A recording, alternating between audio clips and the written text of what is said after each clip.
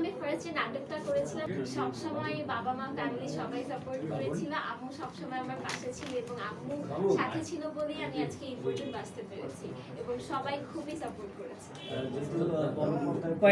Cinema release হতে যাচ্ছে, সেটাই নিজেকে যখন বড় করলেন একটা আলাদা ফিল থাকবে। তো তার আগে এই যে সিনেমাটা রিলিজের অপেক্ষা, এই অপেক্ষাটা আসলে কিভাবে কাটছে?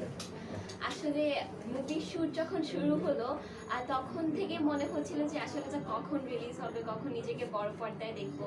খোদা হাফেজ যেহেতু আমার ফার্স্ট মুভি, সো সেই এক্সাইটমেন্ট আমার মধ্যে সবসময় ছিল যে অনেক বিশ্বাস আঙ্কেলের সাথে কাজ করেছি ফার্স্ট মুভিতে, অনেক এক্সাইটমেন্ট ছিল যে মুভিতে আমি বড় পর্দায় নিজেকে দেখবো এবং আজকে সেটা টিজার রিলিজ হলো। আশা করি ঈদুল ফিতরে হচ্ছে মুভিটাও রিলিজ হবে, সো এক্সাইটমেন্টটা অনেক ছিল এবং এখনো আছে। আরেকটা বিষয়, রমজান চিত্রনায়িকা শাবনূরের ছোট